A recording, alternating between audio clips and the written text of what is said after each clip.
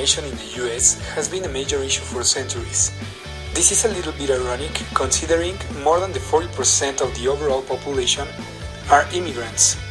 Racism has been the cause of several terrible acts, from discrimination to murder. A fact that might seem impressive.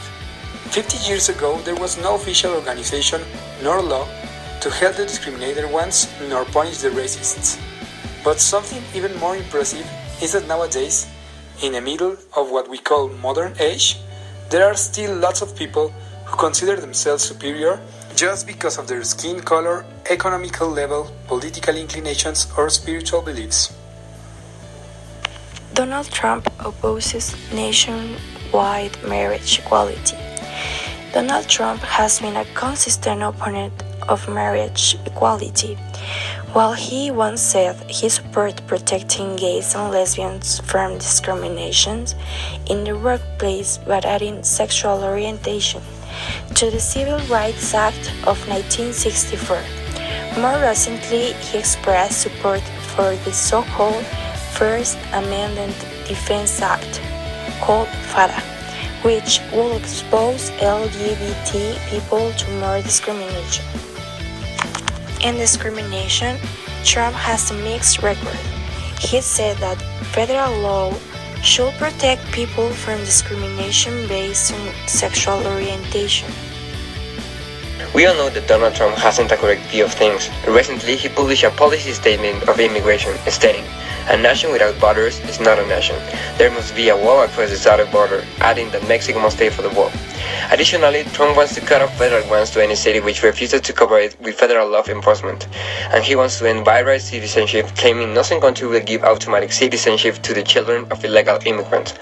There are numerous problems with Trump's position of immigration. For starters, as reported by the Washington Post, the history of the United States shows that borders and nations can exist without immigration restrictions.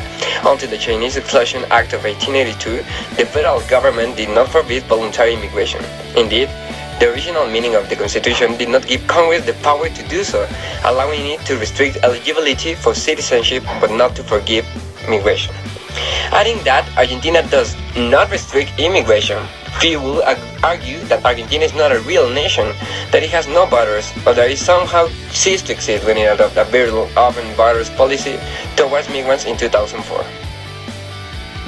As everybody knows, human rights are rights inherent to all human beings, whatever our nationality, place of residence, sex, national or ethnic origin, color, religion, language, or any other status.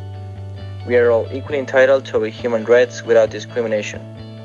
Nobody has the power or right to discriminate people, even though they are the presidential candidate of a country. That's why we must not feel superior to anyone, because we are all equal, and not because someone tells you not even to be the richest man in the world. That is why all Mexicans we must support between us, because that is the real problem, that we do not believe in us.